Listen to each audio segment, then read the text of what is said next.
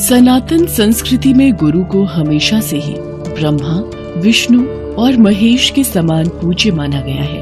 वेद, उपनिषद और पुराणों का प्रणयन करने वाले वेद व्यास जी को समस्त मानव जाति का गुरु माना जाता है। महर्षि वेद व्यास का जन्म आषाढ़ पूर्णिमा को लगभग 3000 ईसा पूर्व में हुआ था।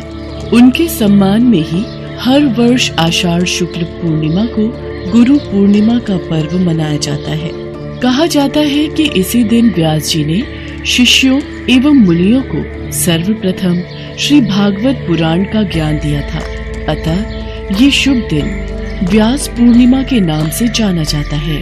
पौराणिक कथाओं के अनुसार हस्तिनापुर में गंगभट्ट नाम का एक मल्लाह रहता था। एक दिन उसे बड़ी भारी मछली नदी से मिली। वो उसे घर ले आया, पर जैसे ही उसने मछली को काटा वो हैरान रह गया। हे भगवान, ये कन्या, इस मछली में ये कैसा चमत्कार है? हमारी कोई संतान नहीं थी, ईश्वर ने इस कन्या के रूप में हमें संतान दे दी। आज से इसे हम सत्यवती कहकर बुलाएंगे। उस दिन से उस कन्या का नाम सत्यवती पड़ गया। पर मछली के पेट से जन्म लेने के कारण सत्यवती के शरीर से मछली की दुर्गंध निकलती रहती थी, जिस कारण वो बहुत दुखी रहती थी। इसी कारण सत्यवती को मत्स्य गंधा नाम से भी जाना जाता है। अरे सत्यवती, तेरे पास से तो मछली जैसी दुर्गंध आती है। सचमुच तेरे पास तो कोई 2 पल खड़ा भी नहीं हो सकता। सत्यवती इस अपमान को हमेशा सहती रहती। धीरे धीरे समय बीता, सत्यवती बड़ी हुई। अब वो भी अपने पिता के साथ नदी पर नाव चलाने जाने लगी। एक दिन, सत्यवती बिटिया, तू यहीं नाव के पास बैठ, मैं किसी जरूरी काम से जा रहा हूँ। अगर कोई आए तो तू नदी पार करवा आना। आप चिंता मत करो बापू, आप जाओ, मैं यहाँ बैठी हूँ। गंगभट्ट काम से चला जाता है। इसी बीच वहाँ पराशर नाम के ऋषि आए और सत्यवती से बोले, मुझे नदी पार जाना है, क्या तुम अपनी नाव में मुझे बिठाकर नदी पार उतार दोगी? जी आइए ऋषिवर। ऋषि पराशर सत्यवती के साथ नाव में बैठ गए और सत्यवती से बात करने लगे। वो सत्यवती के सौंदर्य पर मोहित हो गए। उन्होंने सत्यवती से गुप्त विवाह की कामना की।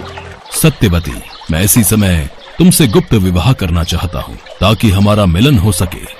ऋषिवर, आप मुझसे सर्वोच्च हैं, मैं आपके लायक नहीं और मेरे शरीर से मछली की दुर्गंध आती है। इस दोष को देखते हुए भी आप मुझसे विवाह की इच्छा कैसे कर सकते हैं? और मेरे इस गुप्त विवाह के बारे में किसी को ज्ञात हुआ तो मेरा कितना अपमान होगा। और अभी मेरे पिता लौट कर आते ही होंगे, उन्होंने मुझे आपके साथ देख लिया तो ये अनैतिक होगा। देखो सत्यवती, तुम्हारी आने वाली संतान बहुत ही तेजस्वी और ज्ञानी होगी। तुम संतान उत्पन्न होने के पश्चात भी एक कुंवारी कन्या की तरह ही रहोगी। तुम्हारे पास से मछली की दुर्गंध नहीं बल्कि कस्तूरी की महक आएगी। पल भर में ही सत्यवती के पास से कस्तूरी की सुगंध आने लगी। ये देखकर वो बहुत खुश हुई। मेरे पास से तो कस्तूरी की महक आ रही है। आपने मेरे इस दोष को दूर करके मेरा हृदय परिवर्तन कर दिया, मेरा मन जीत लिया। मैं आपसे मिलन के लिए तैयार हूँ। इस प्रकार ऋषि पराशर ने कुछ समय के लिए वहाँ कोहरा और अंधेरा कर दिया और फिर कुछ समय पश्चात देवी सत्यवती की संतान महर्षि वेदव्यास का जन्म हुआ। सत्यवती ने वेदव्यास जी के बचपन का नाम कृष्ण द्वैपायन रखा। वे बचपन से ही बहुत ज्ञानी थे और जल्दी ही बड़े होकर वो तप के लिए घर से निकल गए। उन्होंने हिमालय की गुफाओं और बद्रीवन में कठोर तप किया। बाद में बद्रीवन में रहते हुए अध्ययन अध्यापन किया, जिससे उनका नाम बादरायण के नाम से संसार में विख्यात हुआ। उन्होंने महाभारत के अलावा वेद शास्त्र एवं पुराणों की रचना की। अपनी रचनाओं के माध्यम से वे पूरे विश्व के गुरु माने जाते हैं। गुरु पूर्णिमा को जन्मे महर्षि वेदव्यास जी के नाम पर ही इस तिथि को व्यास पूर्णिमा भी कहते हैं।